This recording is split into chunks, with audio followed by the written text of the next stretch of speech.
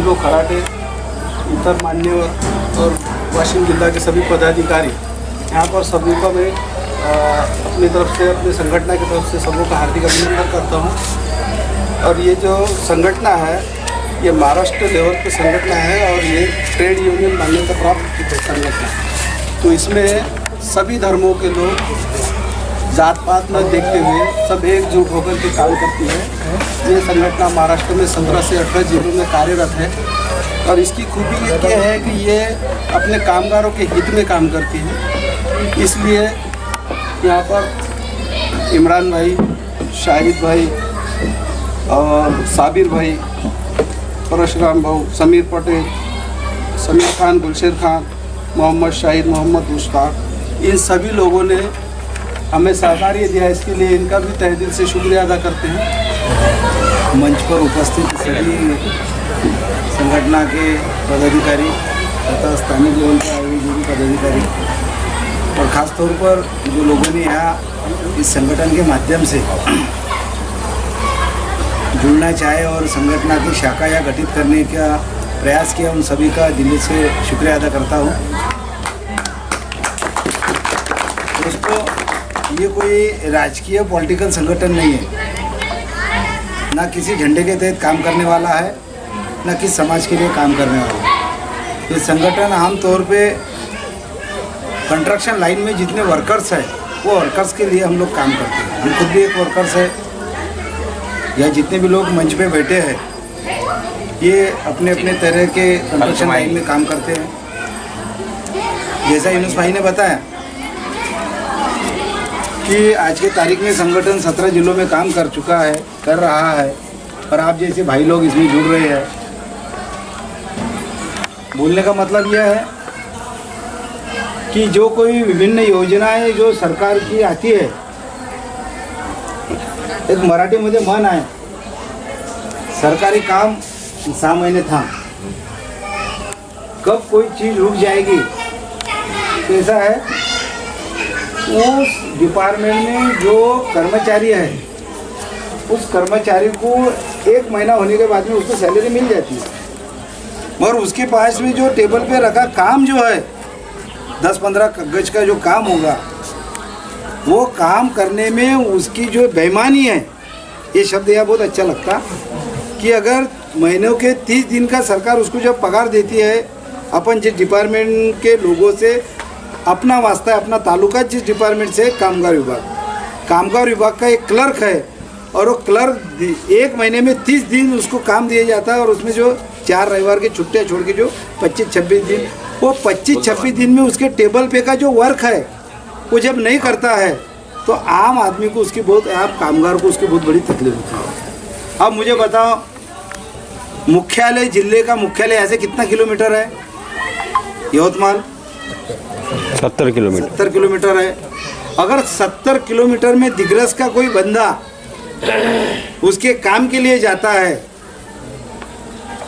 लायजा है उसकी मजूरी गिर गई, उसके पेट्रोल पानी का खर्चा हो गया, यानी वो 1200-1500 में चले जाते हैं।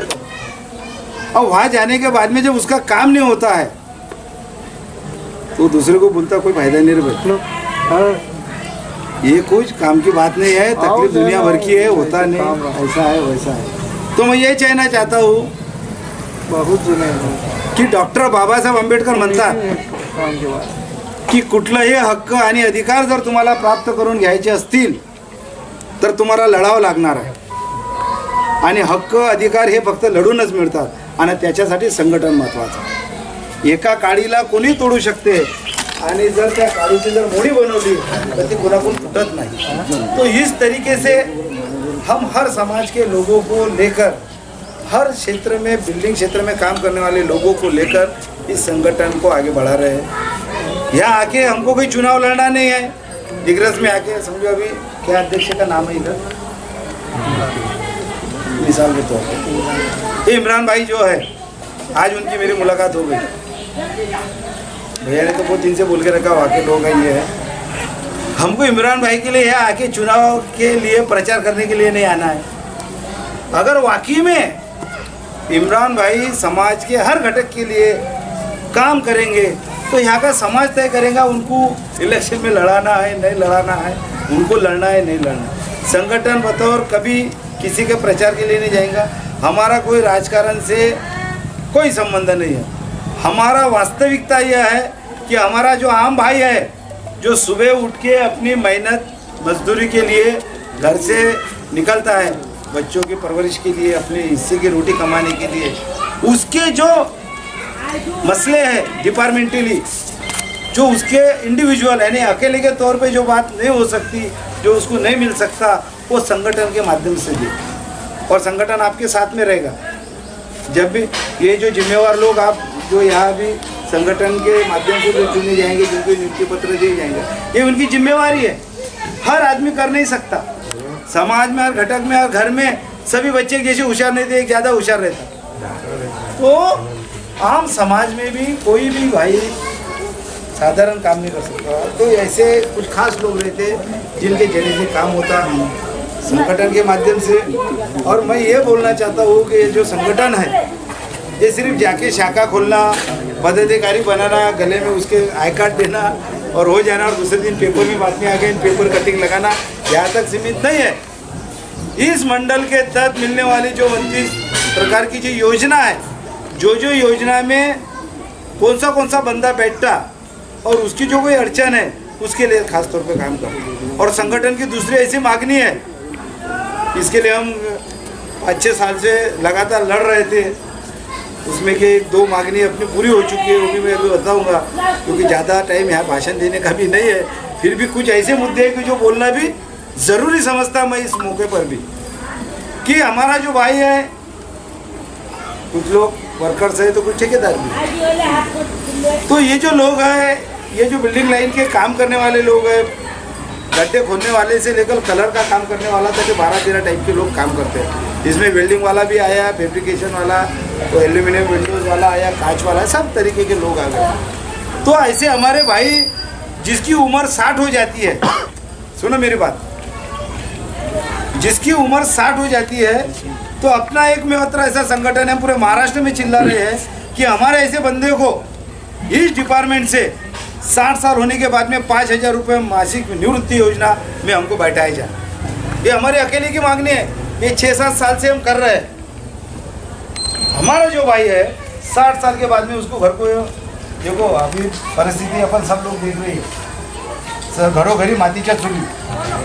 एक बार उम्र होने के बाद में, ढलने के बाद में, कितना भी अच्छा कारागिर रहा तो कोई ठेकेदार उसको काम पे नहीं लगाएंगे। मैं चैलेंज देता, भाई भी होगा उसका तो नहीं लगाएगा, क्योंकि वो मजदूरी में उसको नया बंदा मिलता तो बोलते भाई को काय को लेके जाओ, और दिन बेले और माता 25 उम्र के हिसाब से बात।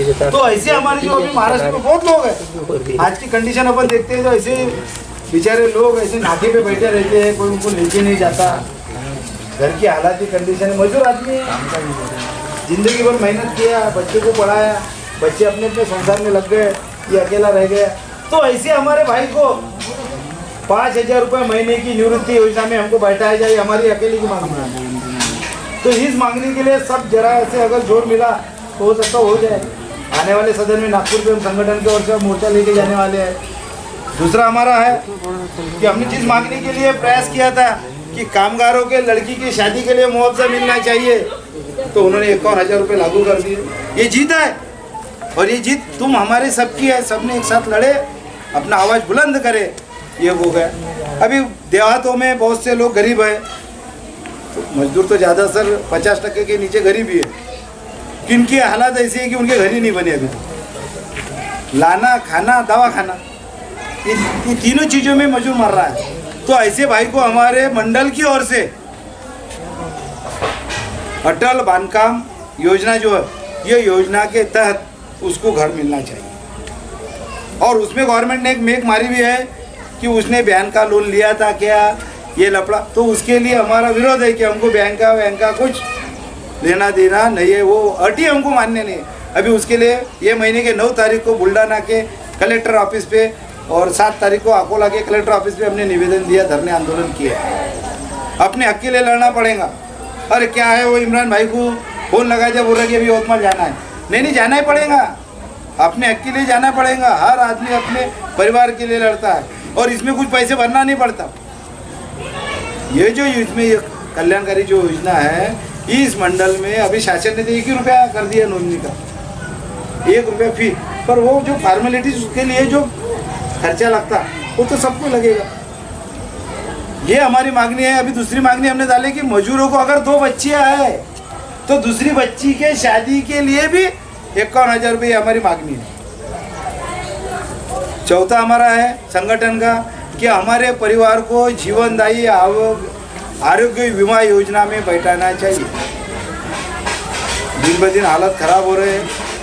आजकल का खाना फर्टिलाइज़र का हो चुका है, कब किसको कौन सी बीमारी होगी कोई बताते नहीं आता।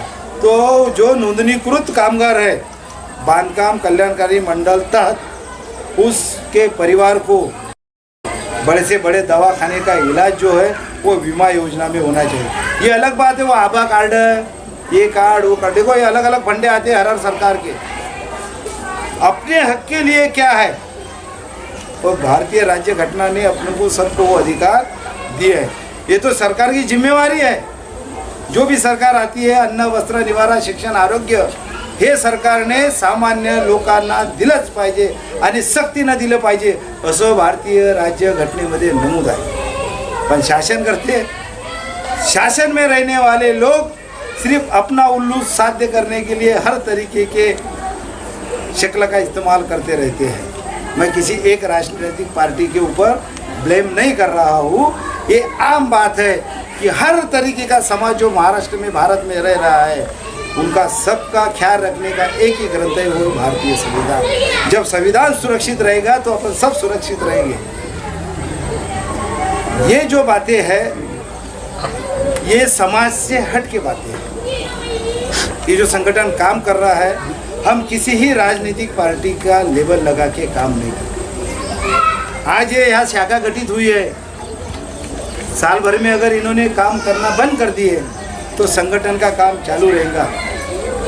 हम कोई और यवतमाल के लोग को ढूंढेंगे और उनके जरिए से समाज में जाके लोगों को जोड़ने का प्रयास करेंगे। मेरी ये अपील रहेगी सब लोगों से कि संगठन से तो जुड़ो ही, मगर अपने हक अधिकार के जो लड़ाई है उसमें भी शरीक हो।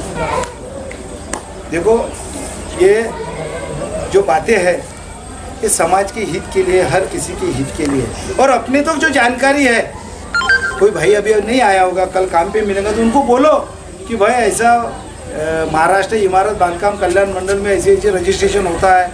अभी अपने गांव में भी उसके लिए ये 2 लोग अभी मुकर्रर हो चुके हैं। परेशान करो ना उनको। जिम्मेवारी क्यों ली? समाज की जिम्मेवारी लेने की अगर ताकत है तो परेशानी तो झेलना ही पड़ेगा। तो ऐसे लोगों को अगर करेंगे तो इनके हाथ से अगर अच्छा काम होगा तो इनका भी उत्साह बढ़ेगा। ये भी समाज में जाके और लोगों को जोड़ने का प्रयास करेंगे। और एक बात कि ये मंडल का एक नियम है, महाराष्ट्र कल्याणकारी महामंडल बांधकाम विभाग, एक मालक प्रतिनिधी, एक व्यावसायिक प्रतिनिधी आणि एक कामगार प्रतिनिधी, ये जिला स्तर पे रिकॉग्नाइज किए जाते हैं गवर्नमेंट की तरफ से। वो बात और है कि अपने महाराष्ट्र में उथल पुथल वाली सरकार आ चुकी है तो अभी वो स्टेबल नहीं है। तो आने वाले समय में अगर यवतमाल जिला में कामगार प्रतिनिधि देने की बात आई, संगठन पे तौर पे अगर हमने उनको गवर्नमेंट को अगर हमने मांगे तो भाई हमारा यवतमाल के जिला प्रतिनिधि तौर पे कामगार का प्रतिनिधि हमको देना है, तो लाइज बात है कोई अकोले का और वाशिम का बुलढाने का तो आदमी तो नहीं दे सकेंगे, देना तो पड़ेगा यवतमाल जिले का। तो आप लोग मुकर्रर करेंगे कि भाई आपको किसको वहाँ देना है, तो वो आके जिले के लोगों के जो मसलात है, जो हालात है, जो बातें हैं, वो ऑफिस के वो तौर पे वो सॉल्व करें। तो ये विभिन्न योजना है, जैसा भी मैं शॉर्टकट में बताता हूँ 2 मिनट में, और मेरा भाषण यानी मेरी जो बातें हैं वो समाप्त करता हूँ। कि पहली से अगर बच्चा पढ़ रहा है किसी का तो उसको 2,500 रुपये मिलते, 7वीं के बाद 10वीं तक पढ़ते बच्चे उनको 5,000 रुपये मिलते सालाना। उनके अगर बच्चा 10वीं में अगर 50% के ऊपर पास होते तो एक्स्ट्रा प्रोत्साहन पर 5,000 रुपये मिलते। ग्रेजुएशन करने के लिए 25,000 रुपये मिलते। वो ग्रेजुएशन के बाद में अगर किसी का बच्चा इंजीनियरिंग को जाता है तो उसको 60,000 रुपये महीने के साल के मिलते हैं उनके पढ़ाई के लिए, किताबों के लिए। अगर किसी मजदूर का लड़का मेडिकल लाइन में जाता है, अभी ये ले चुके हैं लोग, 1 लाख रुपए सालाना मिलता है मेडिकल के। अगर इधर बच्चा जाता है सर तो 5 साल का मेडिकल कोर्स है। एक कामगार का बच्चे का अगर नंबर लगता है मेडिकल लाइन में तो साल के 1 लाख रुपए मिलती है। 5 साल की उसकी कितनी फीस होनी चाहिए तो वो इस माध्यम से उसको मदद हो जाएगी। तो विभिन्न योजना है इस माध्यम से। और कोई बंदा है जिसने रजिस्ट्रेशन किया है और उसकी शादी है तो उसकी शादी को भी 30,000 रुपये मिलते हैं। कामगार के लड़की के शादी के लिए 51,000 रुपये मिलते हैं। अगर कामगार के बच्चे बड़े हो गए तो अभी पढ़ रहे नहीं कुछ नहीं, अगर कामगार की बीवी भी अगर कोई कोर्स करती तो उसके लिए भी गवर्नमेंट की इधर से वो योजना में बैठती है। ये विभिन्न तरह की योजनाएं जो है ये मिलती है, इसका आप सब लाभ ले ये अपेक्षा रखता हूँ। और संगठन के साथ आप सब लोग जुड़े और आपका कीमती समय इस जगह पे दिया और जिन लोगों ने यहाँ बुलाए उन सबका दिल से शुक्रिया अदा करता हूँ और मेरी बात